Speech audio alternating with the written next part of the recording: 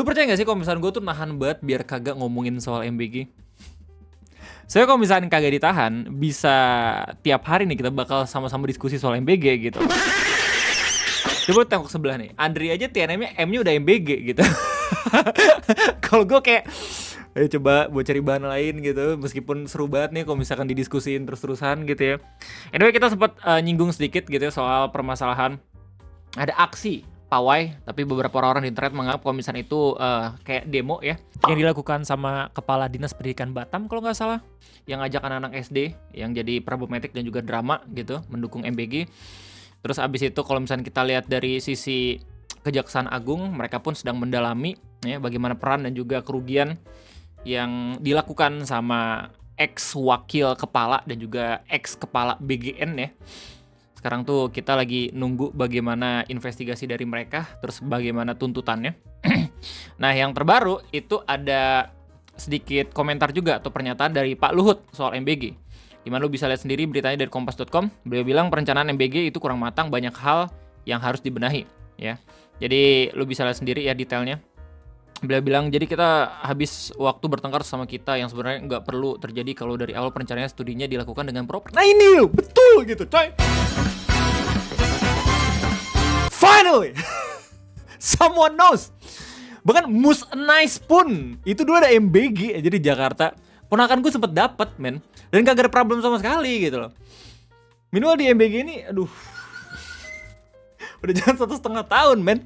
Jadi masalah kita adalah ide-ide besar presiden tidak kita siapkan perencanaannya yang matang. Itu salah kita semua. Nah kalau misalkan yang terakhir kalimatnya agak sedikit debatable gitu ya, soalnya salah kita semua terlalu mengeneralisir ya Pak Luhut. Terus abis itu, nah yang paling menarik di antara itu semua yang pada akhirnya gue mutusin untuk bikin video ngopi ini adalah berita yang datang langsung dari Cilacap, dimana kata PLT Bupatinya, mereka menemukan ada 100 titik SPPG fiktif di mana ada yang di kuburan. Lu tau kan ya kalau misalnya satu SPPG itu bisa dapat insentif 6 juta ya sebelum akhirnya ada peraturan revisi gitu. Dan 100 ini menurut gue termasuk yang nggak cuman banyak lagi gitu, tapi yang udah bejibun gitu loh. Kalau misalnya beneran 100 titik ini udah ngalir ya secara keuntungannya, bisa jadi 600 juta per hari gitu loh. Well, kita bakal ngomongin ini semua ya di video ngopi kesempatan kali ini. Bagaimana detailnya dan apakah sudah ada klarifikasi dari pihak terkait gitu ya, atau pihak yang memiliki SPPG fiktifnya. Jadi selamat datang di Ngobrolin Persoalan Indonesia, 3 topik dalam satu video bersama gue, your favorite Uncle Ombre. Kita bakal ngomongin soal ini. Terus yang kedua kita bakal ngomongin soal another berita yang kurang mengenakan dari nilai tukar rupiah kita. Kita udah happy ya kemarin sama-sama kalau misalkan rupiah tuh udah mulai menguat. Meskipun emang kalau misalkan dilihat dari secara rentang gitu ya, menguatnya masih nggak yang terlalu besar. Tiba-tiba dari tanggal 15 Juni rupiah mulai melemah lagi. Sekarang bahkan udah menyentuh di angka 18.000 ya. Kalau misalnya lihat dari Wise, tapi kalau misalnya lihat dari Google masih di 17.939. Meskipun suku bunga udah dinaikin katanya sama Bank Indonesia ya. Terus yang terakhir kita bakal sedikit ngomongin soal video random yang berhasil gue temukan ya. Ini ada pelajaran yang bagus banget buat kita semua gitu ya, buat kita pribadi terutama yang punya otak dan punya akal. Ada satu video yang mungkin nge-trigger lu semua gitu, tapi ini gue gak punya beef sama beberapa pihak tertentu ya yang melakukan aktivitas ini. Cuman oknum-oknum doang. Jadi selamat datang di Ngobrolin Persoalan Indonesia bersama gue, your favorite Uncle Omre. Pertama kali gue tahu kabar kalau misalkan ada SPPG fiktif itu berasal dari akun Instagram admin Vereditum. Ya biasanya kalau misalnya emang pengen nemuin berita-berita kredibel gitu ya, terus habis itu berita yang sangat amat objektif, bisa lu lihat di Vereditum. Intinya mereka demen banget memverifikasi berita-berita yang rame tapi secara fakta itu masih harus dibuktikan lagi. Nah, berdasarkan postingan tanggal 24 Juni 2026, mereka mengabarkan ke kita semua, tim investigasi menemukan 100 dapur MBG fiktif di Cilacap. Lokasinya berada di hutan, sawah hingga di kuburan. Ya, lu pun bisa ngelihat kabar ini di media nasional, salah satunya di Detik News dengan judul PLT Bupati Cilacap beber temuan 100 titik SPPG fiktif ada yang di kuburan. Di mana berdasarkan berita ini dikasih tahu PLT atau pelaksana tugas Bupati Cilacap, Ibu Emi Amalia Fatma Surya, mengungkap temuan mengejutkan terkait pendataan titik Satuan Pelayanan Pemenuhan Gizi atau SPPG di wilayahnya. Dari lebih 300 titik yang tercatat, terungkap sekitar 100 titik SPPG diduga fiktif karena tidak ditemukan bangunan ataupun aktivitas yang mendukung operasional SPPG. Ini pas banget momennya ketika Kejagung lagi tryhard gitu ya, nyari kesalahan yang dibuat sama koruptor MBG. Ami mengatakan temuan tersebut terungkap setelah dilakukan pengecekan lapangan oleh Kepala SPPG yang ditunjuk oleh Badan Gizi Nasional Pusat. Hasilnya, sejumlah titik yang terdaftar justru berada di lokasi yang tidak memungkinkan untuk dijadikan fasilitas pelayanan. Akhirnya di cross check juga ya sama Kepala SPPG ya yang ditunjuk sama BGN. Dan hasilnya ada beberapa yang terdaftar tapi ya lokasinya tidak memungkinkan. Ini langsung dari BGN. Sudah muncul sekitar lebih kurang 300 titik di Kabupaten Cilacap. Setelah didatangi oleh Kepala SPPG yang ditunjuk oleh BGN Pusat, kurang lebih ada 100 titik yang tidak ada bangunan apapun. Ada yang di tengah hutan, ada yang di tengah sawah, ada yang di tengah kuburan, kata Ami saat dimintai konfirmasi, dilansir Detik Jateng. Menurut dia, temuan tersebut memperkuat dugaan adanya praktik jual beli titik ataupun pendaftaran titik fiktif dalam program SPPG. Penjualan itu kini menjadi perhatian serius pemerintah, daerah, dan pihak terkait. Nah, jadi bahwa isu jual beli titik kemudian titik fiktif yang memang benar adanya, ini yang harus kita benahi. Ami menjelaskan sejumlah titik yang terdaftar bahkan masih diperjualbelikan kepada pihak lain. Kondisi itu menunjukkan bahwa sebagian titik belum memiliki kesiapan infrastruktur maupun legalitas yang jelas. Wah, penting banget tuh legalitas tuh. Jadi kalau misalkan emang ada tanah yang masih punya orang gitu ya, jangan asal dibangun SPPG aja. Repot juga loh kayak gitu. Jadi ada titiknya, tapi masih tawar-tawarkan ada yang mau beli atau tidak, ungkapnya. Jadi begitu. Oh shit. Kita udah ngomongin soal prosedur ini ya, pembangunan SPPG ya. Dimana emang kalau misalkan kita lihat secara tahapan-tahapannya, ada juga titik-titik yang harus diverifikasi gitu loh. Jadi titiknya udah terverifikasi, tinggal dijual beli aja gitu. I see. Ia menambahkan, mayoritas titik yang menjadi temuan tersebut diketahui terdaftar atas nama yayasan yang membawa nama Wakil Kepala BGN Pak Sony Sanjaya. Buat lo semua yang ngikutin kasus korupsi MBG, nama Sony Sanjaya ini lagi sering banget ya buat didengar ya sama orang-orang, karena beliau pun sempat ngomong kalau ada 41 nama besar yang terlibat dalam kasus korupsi MBG. Dan kalau nggak salah tuh ada juga berita yang mengabarkan kalau Pak Sony Sanjaya itu mengajukan diri menjadi justice kolaborator untuk mengungkap siapa aja yang korupsi di MBG, meskipun akhirnya ditolak. Menarik banget sih sebenarnya ya, masalahnya dengan pernyataan dan juga kesaksian Pak Sony Sanjaya sebenarnya kita pun bisa semakin tahu dan mengerti lagi gitu loh. Siapa aja yang rusak gitu, nggak cuman dia doang. Yes, rata-rata yayasan membawa nama Sony. Sebagai tindak lanjut, hasil rapat terakhir bersama tim investigasi yang dikirim Kepala BGN melalui jajaran pusat memutuskan untuk menghentikan sementara pembukaan titik SPPG baru di Cilacap. Jadi begitulah kira-kira beritanya ya. Kemudian ada klarifikasi yang harus kita lihat juga ya dari Koordinator Wilayah SPPG. Di mana katanya 100 dapur MBG yang fiktif itu masih dalam tahap persiapan. Berdasarkan berita di hari yang sama ya dijelasin, Koordinator Satuan Pelayanan Pemenuhan Gizi SPPG Kabupaten Cilacap, Yuda Prasetyo, akhirnya angkat bicara guna meluruskan polemik yang tengah berkembang di masyarakat.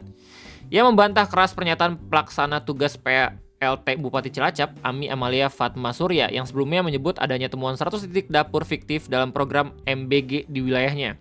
Yang disampaikan beliau salah informasi, itu bukan SPPG fiktif, tapi masih dalam tahap persiapan atau proses pembangunan ya, kata Yuda saat dihubungi melalui sambungan telepon. Yuda menjelaskan secara akumulatif di Kabupaten Cilacap sendiri total terdapat lebih dari 300 unit SPPG. Dari jumlah total tersebut sebanyak 220-an unit diantaranya dipastikan telah beroperasi aktif, sedangkan 114 unit lainnya diakui memang masih berada dalam tahap persiapan maupun proses pembangunan fisik. SPPG fiktif yang mungkin dimaksud beliau itu yang proses pembangunan. Jadi memang di lapangan masih dalam proses pembangunan katanya. Ada beberapa SPPG yang pembangunannya lambat, ujar Yuda meluruskan duduk perkara. Ya, tapi menariknya bahkan keterangan itu ada yang di sawah, kuburan, dan juga hutan gitu loh. Lebih lanjut, Yuda memaparkan bahwa penyebaran titik lokasi untuk 114 dapur gizi yang fisiknya belum berdiri tegak tersebut tersebar merata di 24 wilayah kecamatan se-Kabupaten Cilacap. Ada nih poin menarik. tambahan dari berita Kompas, aturan BGN targetkan batas 45 hari.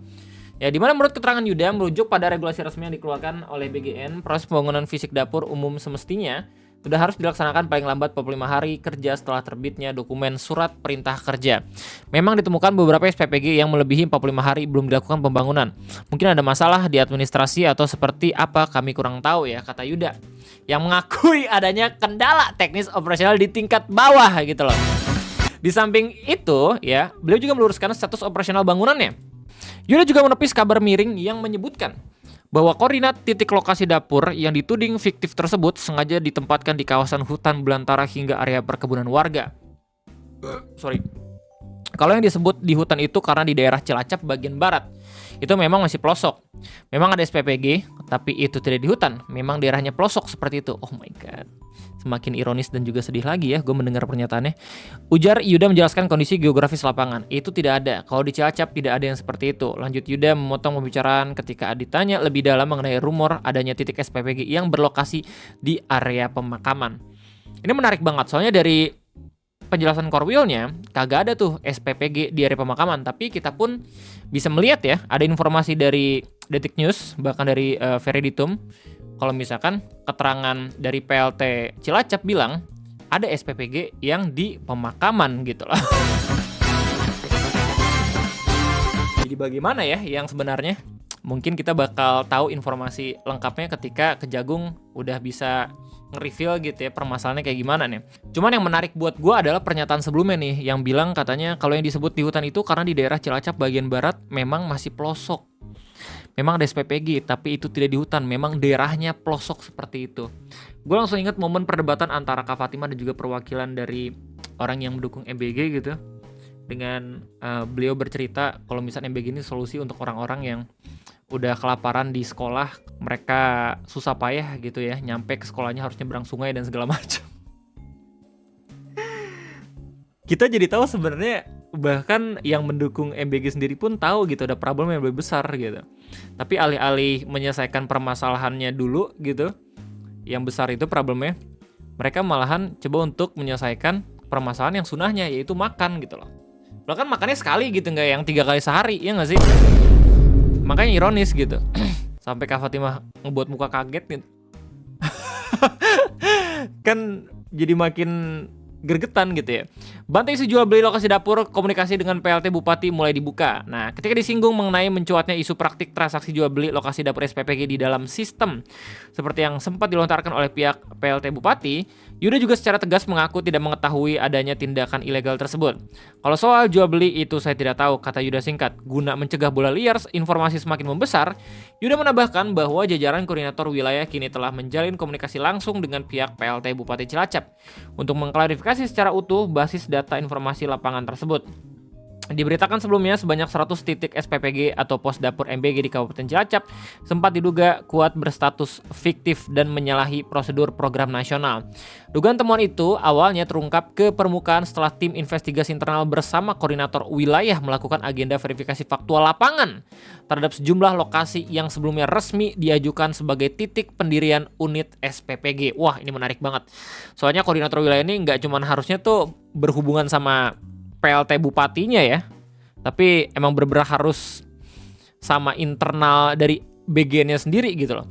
PLT Bupati Cilacap Ami Amalia Fatma Surya sempat menyatakan bahwa dari hasil pengecekan langsung di lapangan terdapat 100 titik lokasi yang tercatat aktif di dalam sistem digital, namun terbukti tidak memiliki bangunan fisik maupun fasilitas penunjang yang dapat digunakan sebagai dapur MBG. Jadi begitulah kira-kira keterangan dari dua pihak terkait berita MBG ada 100 dapur MBG fiktif di Cilacap, yang salah satunya itu ada di kuburan. Nah, gimana respon dari Kejaksaan Agung? Ya, lu udah bisa lihat sendiri beritanya dari Bloomberg Technos tanggal 25 Juni jam 1 siang. Dimana lu lihat sendiri ya judul beritanya, jaksa soal 100 titik dapur MBG fiktif di Cilacap udah jadi info tambahan. Mungkin yang akan memberatkan koruptor-koruptor yang kita sendiri tahu gitu ya nama-namanya yang sudah direview sama Kejaksaan Agung di awal bulan Juni lalu. Jadi begitulah kira-kira informasi terkait drama MBG yang terbaru. Ada 100 SPPG fiktif di Cilacap. Apakah ada di antara semua orang Cilacap? Ya, Mungkin ada yang tahu juga drama ini, silahkan tulis di kolom komentar gitu. Menarik banget kita melihat bagaimana kelanjutannya. Kita sebagai masyarakat hanya bisa melihat gitu ya, bagaimana mereka mengurus uang-uang negara tersebut yang katanya bisa sampai 1 triliun per hari gitu ya. Jadi oke, kita bakal masuk ke dalam pembahasan yang kedua. Nilai tukar rupiah kita, ini singkat aja. Jadi kemarin kita udah senang banget kalau misalnya nilai tukar rupiah kita turun, tapi sebenarnya nggak sedikit juga orang-orang banyak yang ngewanti-wanti jangan yang terlalu senang dulu. Karena apa? Karena kalau misalnya ngelihat dari nilai tukar rupiah ataupun IHSG misalkan, lo jangan ngelihat hanya dalam beberapa hari, tapi lo harus ngelihat trennya dalam beberapa minggu bahkan beberapa bulan. Ya, sebenarnya kalau misalnya kita lihat dari beberapa bulan, ya, penguatan nilai rupiah emang gak yang terlalu signifikan. Tapi kalau misalnya lo lihat dari rentang per tahun, memang pelemahan mata uang rupiah kita terus terjadi gitu loh. Yang dipermasalahan kan sama orang-orang dari kecepatan pelemahannya, ya nggak sih? Nah sekarang problemnya adalah rupiah kita udah nyentuh di angka 18.000 lagi per 1 US dollar. Padahal kita semua udah tahu gitu ya, ada beberapa hal-hal yang sudah dilakukan sama Kementerian Keuangan, Bank Indonesia gitu untuk bisa menguatkan nilai tukar rupiah kita sendiri. Nah, untuk membaca grafik dan juga kondisi ini, ada satu artikel yang menurut gue tuh bagus banget ya buat kita baca bareng-bareng. Ini dari CNBC yang dirilis tanggal 23 Juni 2026. Judulnya 8 indikator ekonomi RI bicara masih sehat atau mulai sakit. Ini redaksinya Mas Elvan Widiatama. Lu bisa baca sendiri, ada 8 indikasinya ya. Dan yang gua suka adalah lu bisa ngelihat grafik dengan rentang yang lumayan jauh gitu, biar kita nggak cuma ngelihat dari mingguan aja, tapi kita bisa ngelihat dari bagaimana rentang tahunannya. Jadi kita bisa nge-compare nih ya kondisi yang sekarang sama yang dulu tuh kayak gimana. Kita baca sedikit ya artikel ini. BI kembali mengambil langkah agresif dalam kebijakan moneternya. Dalam rapat Dewan Gubernur atau RDG bulanan pada 17-18 Juni 2026, Bank Sentral memutuskan untuk menaikkan BI rate sebesar 25 basis point atau BPS menjadi 5,75%. Kenaikan ini bukan langkah yang berdiri sendiri. Sebelumnya BI sudah lebih dulu menaikkan suku bunga acuan sebesar 50 BPS pada RDG 19-20 Mei 2026 dari 4,75 menjadi 5,25. Tidak lama setelah itu, BI kembali mengejutkan pasar melalui RDG mingguan pada 9 Juni 2026 dengan menaikkan BI rate sebesar 25 BPS menjadi 5,50%. Dengan tambahan kenaikan pada RDG Juni, total kenaikan BI rate dalam kurun waktu sekitar 1 bulan sudah mencapai 100 BPS. Langkah ini menunjukkan bahwa BI memilih berdiri sangat tegas di jalur stabilisasi, terutama untuk menjaga nilai tukar rupiah dan menahan resiko inflasi di tengah tekanan global yang masih tinggi. BI menegaskan kenaikan suku bunga tersebut menjadi langkah lanjutan untuk memperkuat stabilisasi nilai tukar rupiah, sekaligus sebagai langkah preemptif agar inflasi pada 2026 sampai 2027 tetap berada dalam sasaran pemerintah. Ya lu bisa lihat sendiri, ini adalah data kenaikan dan juga penurunan suku bunga gitu ya. Dari di tahun 2005 bisa sampai 12,75 ya. Di tahun 2018 itu di angka 4,25 dan di tahun 2026 kenaikannya sudah mulai signifikan lagi nih dari bulan April sampai bulan Juni ya. Meskipun kalau misalnya dari rentang tahunannya ya ada yang lebih tinggi. Namun kebijakan suku bunga tinggi tentu tidak hanya berdampak pada pasar keuangan. Dalam jangka lebih panjang, kenaikan suku bunga bisa mempengaruhi konsumsi, kredit, investasi, daya beli, hingga aktivitas dunia usaha. Lantas bagaimana kondisi ekonomi Indonesia saat BI kembali agresif mengetatkan kebijakan moneter? Berikut tim riset dari CNBC Indonesia. Lu bisa baca sendiri. Yang jelas beginilah grafiknya. Lo silahkan lihat bagaimana trennya di grafik yang paling kanannya gitu ya, karena itu menunjukkan data faktual kita yang terbaru atau kondisi kita. Nah, sedangkan kalau misalnya memang pengen lihat bagaimana rentang normalnya, lu bisa lihat dari sebelah kiri kayak gimana. Yang jelas ya, dengan adanya informasi nilai tukar rupiah kita udah kembali lagi menyentuh di angka 14.000. Semoga kita nggak yang terlalu kena dampaknya ya secara langsung, masih tetap bisa memenuhi kebutuhan dan masih bisa beraktivitas seperti biasanya. Kita bakal lihat ke depan apa langkah strategis lain yang dilakukan sama pemerintah untuk bisa menguatkan rupiah sesuai dengan target pemerintah di tahun ini. Katanya berapa? 17 ribuan ya? Ya pokoknya segitulah. Ya kita bakal masuk ke dalam pembahasan yang terakhir. Ini random banget ya videonya, gue berhasil dapatkan dari Twitter. Akun Mang Agus ya atau Turk tiba-tiba lewat TL gue dan memberikan sebuah video random yang ngebuat gue emosi. Disclaimer dulu, gue kagak ada beef sama sekali sama orang-orang yang ada dalam video ini. Gue cuma pengen ngasih tahu ya ke lu pada, buat lu pada juga yang punya otak, yang punya daya nalar yang baik gitu untuk tidak melakukan apa yang ada dalam videonya. Emang ngapain Bang Ray? Ya, jadi kita bakal lihat bareng-bareng.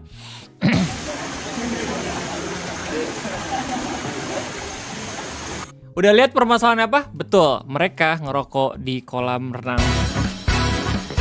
Gini, sebenarnya nggak masalah kalau misalkan ini kolam renang private ya, atau kolam renang yang mereka sewa sendiri gitu. Tapi basically ada video yang memperlihatkan mereka ngerokok gitu ya, dengan mempermasalahkan apa yang dilakuin. Jadi asumsi gua mereka ngerokok di kolam renang umum, yang mana ini problematik banget, kayak udah nggak punya nalar gitu.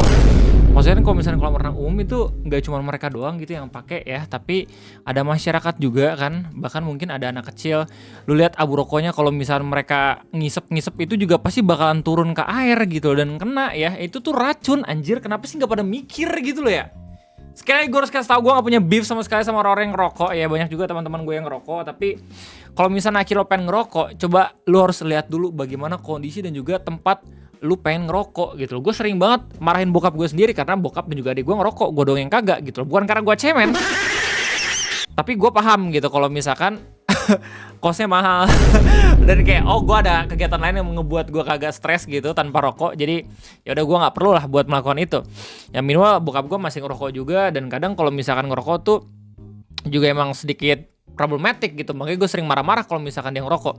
Apalagi kalau misalkan lagi pengen nyentuh anak gue, ya nggak sih? Cuman kalau udah rame-rame ini bingung juga mau ngasih kayak gimana anjing. Lu mau labrak, mereka juga pasti bakalan ikutan marah-marah gitu loh. Malahan main circle, ya nggak sih? Jadi emang yang paling bener gitu, gue pengen kasih lihat ke lu, dan gue pengen seenggaknya lu semua pun yang emang rokok ngerti ya kalau misalkan ngerokok tuh nggak apa-apa asal tahu tempat dan juga tahu waktu gitu. Jangan sampai lu ya secara tidak langsung ngebuat dosa jariah anjing gara-gara kelakuan lu yang justru pengen menghilangkan stresnya hilang, dosanya muncul gitu loh, kan jadi kagak guna, ya nggak sih? Wah, itu aja mungkin yang bisa gue sampaikan ya terkait 3 topik di video ngobek kesempatan kali ini. Gue gak pengen marah-marah, cuma yang jelas begitulah beberapa topiknya. Gimana tanggapan kalian semua? Silahkan tulis di kolom komentar. Gue rasa cukup sekian dari gue. Sampai jumpa lagi nanti di next video ngopi. Gue undur diri. Sampai jumpa.